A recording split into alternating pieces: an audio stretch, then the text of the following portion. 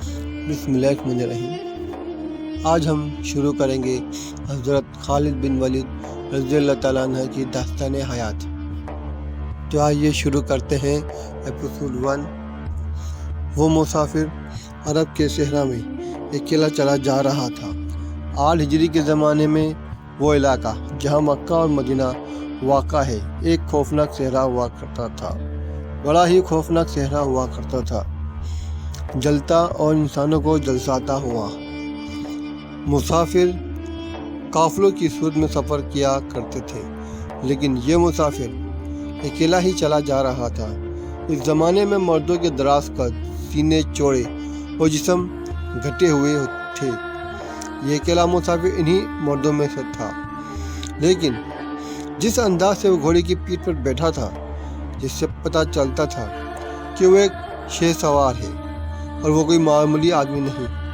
اس کے چہرے پر خوف کا ہلکا سا بھی تاثر نہیں تھا کہ راہزن اسے لوٹ لیں گے، اس سے اتنی اچھی نسل کا گھوڑا چھین لیں گے اور اسے پیدل سفر کرنا پڑے گا۔ آگے ایک گھاٹی آ گئی، گھوڑا چڑھتا چلا گیا، خاصی بلندی پر جا کر زمین ہموار ہوئی۔ سوار نے گھوڑا روک کر اسے گھمایا اور عقابوں میں کھڑے ہو کر پیچھے مڑ کر دیکھا۔ اسے مکہ نظر نہ آیا، مکہ افق کے نیچے چلا گیا تھا۔ ابو سلیمان ایسے جیسے آواز سنائی دی ہو، اب پیچھے نہ دیکھو اور مکے کو ذہن سے اتار دو، تم مرد میدان 2 حصوں میں کٹنے نہ دو، اپنے فیصلے پر قائم رہو، تمہاری منزل مدینہ ہے۔ اس نے مکی کی سمت سے نگاہیں ہٹا لی، گھوڑے کا رخ مدینے کی طرف کیا اور باغ کو ہلکا سا جھٹکا دیا۔ گھوڑا سوار کے اشارے کو سمجھتا تھا۔ سوار کی عمر 43 سال تھی، لیکن وہ اپنی عمر سے جوان لگتا تھا۔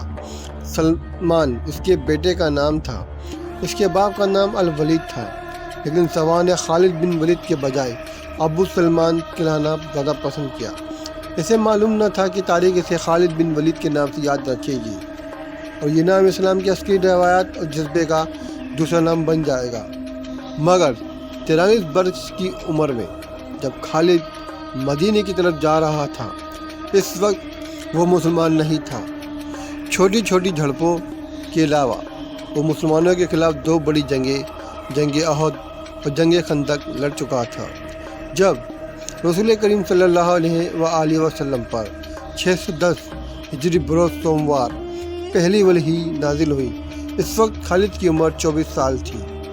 اس وقت تک وہ اپنے قبیلے بنو مخزوم کی عسکری قوت کا قائد بن چکا تھا۔ بنو مخزوم کا شمار قریش کے چند ایک معزز خاندانوں میں ہوتا تھا۔ قریش کے عسکری اموار اسی خاندان کے ثبوت تھے۔ قریش خالد کے باپ الولید کے احکام اور فیصلے مانتے تھے۔ 24 برس کی عمر میں یہ حیثیت خالد کو بھی حاصل ہو گئی تھی، مگر اس حیثیت کو ٹھکرا کر خالد ابو سلمان مدینے کو جا رہا تھا۔ کبھی وہ محسوس کرتا جیسے کہ اس کی ذات سے کوئی قوت اسے پیچھے کو گھسیٹ رہی ہو۔ جب وہ اس قوت کے اثر کو محسوس کرتا تو اس کی گردن پیچھے کو مڑ جاتی، لیکن اس کے اپنی ذات سے ایک آواز اٹھتی، آگے دیکھ خالد، تو ولید کا بیٹا ہے، لیکن وہ مر گیا ہے، اب تو سلیمان کا باپ ہے، وہ زندہ ہے۔ اس کے ذہن میں 2 نام اٹک گئے، محمد رسول اللہ صلی اللہ علیہ وآلہ وسلم جو ایک نیا دین لے کر آئے تھے، اور الولید جو خالد کا باپ اور محمد صلی اللہ علیہ وآلہ وسلم اور آپ صلی اللہ علیہ وآلہ وسلم کے نئے دین کا بہت بڑا دشمن تھا۔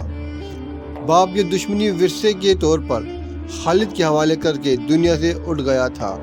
خالد کے گھوڑے سے پانی کی مشک پر اپنے آپ ہی رخ بدل لیا۔ خالد نے ادھر دیکھا، اسے گول دائرے میں کھجوروں کے درخت اور صحرا کے جھاڑی نما درخت نظر آئے۔ گھوڑا ادھر ہی جا رہا تھا۔ نخلستان میں داخل ہو کر خالد گھوڑے سے کود گیا اور امامہ اتار کر وہ پانی کے کنارے دوزانوں ہو گیا۔ اسے پانی چلو بھر کر اپنے سر پر ڈالا اور 2-4 چھینٹے منہ پر پھینکے۔ اس کا گھوڑا پانی پی رہا تھا۔ خالد نے اس چشمے سے پانی پیا جو صرف انسانوں کے استعمال کے لیے تھا۔ یہ ایک چھوٹا سا جنگل تھا۔ خالد نے گھوڑے کی زین اتاری، اس زین کے ساتھ بندھی ہوئی چھوٹی سی ایک دری کھول کر झाड़ी नुमा दरख्तों के झंडे तले बिछाई और लेट गया। वो थक गया था, थोड़ी देर के लिए सो जाना चाहता था, मगर इसके जहन में या दो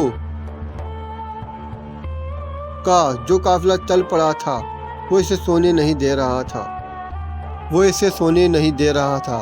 इसे 7 साल पहले का एक दिन याद आया जब इसके अजीजों ने मोहम्मद सल्लल्लाहु अलैहि वसल्लम को कत्ल करने का मंसूबा बनाया था। इस मंसूबे में खालिद का बाप अल वलीद पेश था। इसे सितंबर 622 की एक रात थी। कुरैश ने रसूलुल्लाह सल्लल्लाहु अलैहि वसल्लम को सोते में कत्ल करने के लिए ऐसे आदमी चुने थे जो इंसानों के रूप में वेशी और दरिंदे थे। खालिद कुरैश के सरकर्दा ख़ानदान का जवान था। इस वक्त इसकी उम्र 27 साल थी। वो हुज़ूर सल्लल्लाहु अलैहि वसल्लम के कत्ल की साजिश में शरीक था, लेकिन वो कत्ल के लिए जाने वालों के घरों में शामिल नहीं था। इसे 7 साल पहले की वो रात गुजरे हुए कल की तरह वो कत्ल पर खुश भी था और नाखुश भी। खुश इसलिए कि इसकी अपने कबीले के ही एक आदमी ने इसके मज़हब को, जो बुत परस्ती था, बातिल कह दिया और अपने आप को खुदा का पैगंबर कह दिया। ऐसे दुश्मन के कत्ल पर खुश होना फितरी बात थी, और वो नाखुश इसलिए था कि वो अपने दुश्मन को ललकार कर आमने सामने की लड़ाई में लड़ने का कायल था। इसने सोए हुए दुश्मनों को कत्ल करने की कभी सोची ही नहीं थी। बहरहाल इसने साजिश की मुखालफत नहीं की, लेकिन कत्ल की रात जब कातिल रसूल खुदा सल्लल्लाहु अलैहि वसल्लम को मुकर्ररा वक्त पर कत्ल करने गए तो आप सल्लल्लाहु अलैहि वसल्लम का मकान खाली था। वहाँ घर का सामान भी नहीं था, न आप सल्लल्लाहु अलैहि वसल्लम का घोड़ा था, न उठनी। कुरैश इस उम्मीद पर सोए हुए थे कि सुबह इन्हें खुशखबरी मिलेगी कि इनकी मज़हब को जुटाने और इन्हें अपने नए मज़हब की तरफ बुलाने वाला कत्ल हो गया है। मगर सुबह वो एक दूसरे को मायूसी के आलम में देख रहे थे। फिर वो सरगोशियों में एक दूसरे से पूछने लगे, मोहम्मद कहाँ गया? रसूल खुदा सल्लल्लाहु अलैहि वसल्लम कत्ल के वक्त से पहले अपने कत्ल की साजिश से आगाह होकर यसरब मदीने को हिजरत कर गए थे। सुबह तक आप सल्लल्लाहु अलैहि वसल्लम बहुत दूर निकल गए थे। खालिद के जहन से यादें फूटती चली आ रही थीं।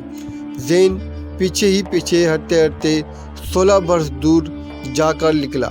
613 की एक शाम रसूल करीम सल्लल्लाहु अलैहि वसल्लम ने कुरैश के चंद एक सरकर्दा अफराद को अपने यहाँ खाने पर मदऊ किया। खाने के बाद रसूल करीम सल्लल्लाहु अलैहि वसल्लम ने अपने मेहमानों से कहा, ए बनी अब्दुल मुत्तलिब, तुम्हारे सामने जो तोहफा पेश करने लगा हूँ वो अरब का और कोई शख्स पेश नहीं कर सकता, इसलिए कि अल्लाह ने मुझे मुंतखब किया है कि अल्लाह ने मुझे हुक्म दिया है कि तुम्हें एक ऐसे मज़हब की तरफ बुलाऊं जो तुम्हारी दुनिया के साथ तुम्हारी आक़िबत भी आसूदा और मसरूर कर देगा। इस तरह रसूल करीम सल्लल्लाहु अलैहि वसल्लम ने अपनी पहली वही के नुज़ूल की 3 साल बाद अपने करीबी अजीज़ों को इस्लाम कबूल करने की दावत दी। खालिद इस महफिल में मौजूद नहीं था। इसका बाप मधु था। इसने खालिद को मजाक उड़ाने के अंदाज में बताया था कि अब्दुल मुत्तलिब के पोते मोहम्मद सल्लल्लाहु अलैहि वसल्लम ने कहा है कि वो अल्लाह का भेजा हुआ नबी है। हम जानते हैं कि अब्दुल मुत्तलिब कुरैश का एक सरदार था। अल वलीद ने अपने बेटे खालिद से कहा, बेशक मोहम्मद का ख़ानदान आला हैसियत रखता है, लेकिन नबूवत का दावा इस ख़ानदान का कोई फ़र्द क्यों करे? अल्लाह की कसम और हैबल और इज़्ज़ा की, मेरे ख़ानदान का रुतबा इसी से कम नहीं। नबूवत का दावा करके कोई हमसे ऊंचा हो सकता है? आपने इससे क्या कहा? खालिद ने पूछा। पहले तो हम चुप हो गए, फिर हम सब हंस पड़े। अल वलीद ने कहा, मोहम्मद के चचाजाद भाई अली ने मोहम्मद की दावत को कबूल कर लिया है। खालिद ने अपने वालिद की तंज़िया हंसी को भूला नहीं था। खालिद को 629 के एक रोज़ मक्का और मदीने के रास्ते में एक नखलिस्तान में लेटे हुए वक्त याद आ रहा था।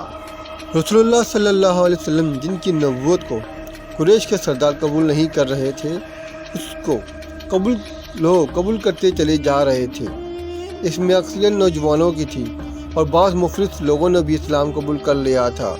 اس سے نبی کریم صلی اللہ علیہ وسلم کی جان آ گئی اور آپ صلی اللہ علیہ وآلہ وسلم نے دین اسلام کی تبلیغ تیز کر دی۔ آپ صلی اللہ علیہ وآلہ وسلم بت پرستی کے خلاف تھے۔ مسلمان ان 360 بتوں کا مذاق اڑاتے تھے جو کعبے کے اندر و باہر رکھے ہوئے تھے۔ طلوع اسلام سے پہلے عرب ایک خدا کو مانتے تھے اور پوچھتے ان بتوں کے تھے۔ انہیں وہ دیویاں اور دیوتا کہتے، انہیں اللہ کی بیٹے اور بیٹیاں مانتے تھے۔ وہ ہر بات میں قسم کھاتے تھے۔ قریش نے دیکھا کہ محمد صلی اللہ علیہ وسلم کے جس دن کا انہوں نے مذاق اڑایا تھا وہ مقبول ہوتا جا رہا ہے، تو انہوں نے آپ صلی اللہ علیہ وسلم کی تبلیغی سرگرمیوں کا محاذ بنا لیا اور مسلمانوں کو جینا حرام کر دیا۔ خالد کو یاد آ رہا تھا کہ اس نے اللہ کے رسول صلی اللہ علیہ وآلہ وسلم کو گلی اور بازاروں میں لوگوں کو اکٹھا کر کے اسلام قبول کرنے کی دعوت اور بتاتے دیکھا تھا کہ بت نہ انہیں فائدہ دے سکتا ہے اور نہ نقصان۔ عبادت کے لائق صرف اللہ ہے جو وحدہ لا شریک ہے۔ رسول خدا صلی اللہ علیہ وسلم کی مخالفت کے قائد قریش کے 4 سردار تھے۔ ایک تو خالد کا باپ الولید تھا، دوسرا رسول اللہ صلی اللہ علیہ وآلہ وسلم کا اپنا چاچا ابو لہب تھا، تیسرا ابو سفیان اور چوتھا ابو الحاکم تھا جو خالد کا چچا زاد بھائی تھا۔ مسلمانوں پر سب سے زیادہ ظلم و تشدد اسی شخص نے کیا تھا۔ وہ جہالت کی حد تک کینہ پرور اور مسلم کش تھا، اس لیے مسلمان اسے ابو جہل کہنے لگے تھے۔ یہ اتنا عام ہوا کہ لوگ اس کا اصل نام ہی بھول گئے۔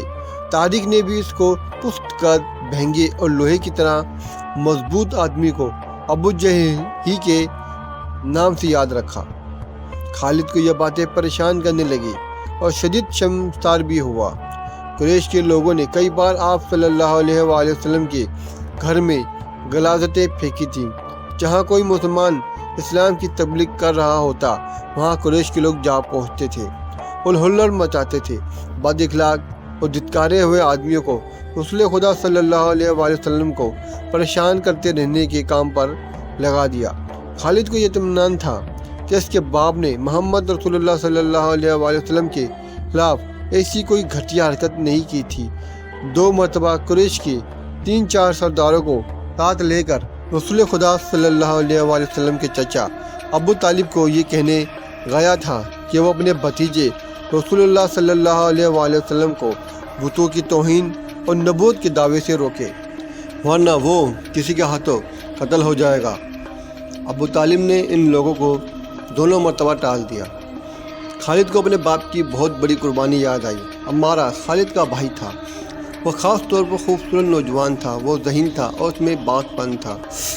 خالد کے باپ الولید نے اپنے اتنے خوبصورت بیٹے عمارہ کو قریش کے 2 سرداروں کے حوالے کیا اور انہیں کہا کہ اسے محمد کے چچا ابو طالب کے پاس لے جاؤ اور اسے کہو کہ میرے بیٹے کو رکھ لو اور اس کے بدلے محمد صلی اللہ علیہ وآلہ وسلم ہمیں دے دو۔ خالد اپنے باپ کے اس فیصلے پر کانپ اٹھا تھا اور جب اس کا بھائی عمارہ دونوں سرداروں کے ساتھ چلا گیا تھا تو خالد تنہائی میں جا کر رویا تھا۔ ابو طالب سردار نے عمارہ کو حضور پاک صلی اللہ علیہ وسلم کے چچا ابو طالب کے آگے جا کر کہا، اسے تم جانتے ہو؟ یہ عمارہ بن ولید ہے۔ تم یہ بھی جانتے ہوگے کہ بنو ہاشم جس کے تم سردار ہو ابھی تک اس جیسا سجیلا اور عقل مند جوان پیدا نہیں کیا۔ یہ ہم ہمیشہ کے لیے تمہارے حوالے کرنے آئے ہیں۔ اسے تم اپنا بیٹا بنا کر رکھو گے تو یہ تمام امت تمہارا فرما بردار رہے گا، اور تم اسے اپنا غلام بنا لو گے تو قسم ہے خود اللہ کی کہ تم پر اپنی جان بھی قربان کر دے گا، مگر تم اسے میرے حوالے کیوں کرنے آئے ہو؟ ابو طالب نے پوچھا، کیا بنو مخزوم کی ماؤں نے اپنے بیٹوں کو نیلام کرنا شروع کر دیا ہے؟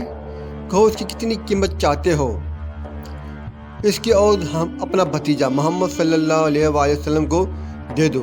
قریش سردار نے کہا، تمہارا یہ بھتیجا تمہاری رسوائی کا باعث بن گیا ہے۔ اس نے تمہارے آباء و اجداد کے مذہب کو رد کر کے نیا مذہب بنا لیا ہے۔ کیا تم دیکھ نہیں رہے کہ اس نے قبیلے میں آدمی کو کا دشمن بنا دیا ہے؟ تم میرے بھتیجوں کو لے جا کر کیا کرو گے؟ ابو طالب نے پوچھا۔ قتل، قریش کے دوسرے سردار نے جواب دیا۔ ہم محمد صلی اللہ علیہ وسلم کو قتل کریں گے، یہ بے انصافی نہیں ہوگی؟ تم دیکھ رہے ہو کہ ہم تمہارے بھتیجے کے بدلے تمہیں اپنا بیٹا دے رہے ہیں، یہ بہت بڑی بے انصافی ہوگی۔ ابو طالب نے کہا، تم میرے بھتیجے کو قتل کرو گے اور میں تمہارے بیٹے کو پالوں گا اور اس پر خرچ کروں گا اور اسے بہت اچھی زندگی دوں گا۔ تم میرے پاس کیسا انصاف لے کر آئے ہو؟ میں تمہیں عزت سے رخصت کرتا ہوں۔ خالد نے جب اپنے بھائی کو اپنے سرداروں کے ساتھ واپس آتے دیکھا اور سرداروں سے سنا کہ ابو طالب نے یہ سودا قبول نہیں کیا تو خالد کو دلی مسرت ہوئی۔ محمد صلی اللہ علیہ وآلہ وسلم کا تم نے کیا بگاڑ لیا تھا ابو سلمان؟ خالد کی ذات سے ایک سوال اٹھا۔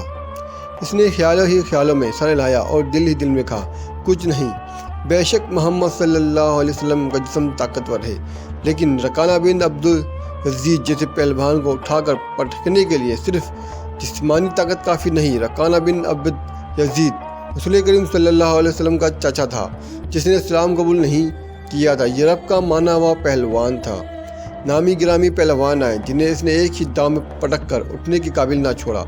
وہ وحشی انسان تھا، صرف لڑنا مرنا جانتا تھا۔ خالد کو وہ وقت یاد آیا جب مسلمانوں کو تنگ کرنے والے 3-4 آدمیوں نے ایک دن رکانہ پہلوان کو خوب کھلایا اور اسے کہا تھا کہ تمہارا بھتیجا محمد صلی اللہ علیہ وآلہ وسلم کسی کے ہاتھ نہیں آتا، نہ اپنی تبلیغ سے باز آتا ہے، نہ کسی سے ڈرتا ہے، اور لوگ اس کے باتوں کے جادو میں آتے چلے جا رہے ہیں۔ کیا تم اسے سیدھا نہیں کر سکتے؟ کیا تو میرے ہاتھوں اس کی ہڈیاں توڑوانا چاہتے ہو؟ رکانہ نے بڑے چہرے پر مست بھینسے کا تاثر پیدا کر کے تکبر کے لہجے میں کہا تھا، لاؤ اسے میرے مقابلے پہ، لیکن وہ میرا سن کر مکے سے بھاگ جائے گا۔ نہیں، میں اس کے ساتھ لڑنا توہین سمجھتا ہوں۔ اس نے اکسانے والے آدمیوں کی بات نہ مانی، وہ کسی پہلوان کو اپنے برابر سمجھتا ہی نہیں تھا۔ مسلمانوں کے دشمن خاموش ہو گئے، لیکن سوچتے رہے کہ رسول اللہ صلی اللہ علیہ وسلم کو رکانہ کے ہاتھوں گرا کر آپ صلی اللہ علیہ وسلم کا تماشا بنایا جائے۔ مکے کے یہودی خاص طور پر رسول کرم صلی اللہ علیہ وسلم کے دشمن تھے، لیکن وہ کھل کر میدان میں نہیں آتے تھے۔ وہ خوش تھے کہ اہل قریش آپس میں بٹ کر ایک دوسرے کے دشمن ہو گئے ہیں۔ انہیں پتہ چل گیا کہ قریش کے کچھ آدمیوں نے رکانہ پہلوان کو اکسایا ہے کہ وہ رسول خدا صلی اللہ علیہ وسلم کو کشتی کے لیے للکار رہے ہیں، لیکن وہ نہیں مان رہا۔ ایک روز رکانہ رات کے وقت گلی سے گزر رہا تھا کہ اس کے قریب ایک بڑی حسین اور جوان لڑکی گزری۔ لڑکی نے رکانہ کو پہچان لیا اور مسکرائی۔ رکانہ وحشی تھا، وہ رک گیا اور لڑکی کا راستہ روک لیا۔ کیا تم جانتی ہو کہ عورت مرد کی طرف دیکھ کر مسکراتی ہے تو اس کا مطلب کیا ہوتا ہے؟ رکانہ پہلوان نے پوچھا، کون ہو تم؟ اس کا مطلب یہ ہوتا ہے کہ عورت اس مرد کو چاہتی ہے۔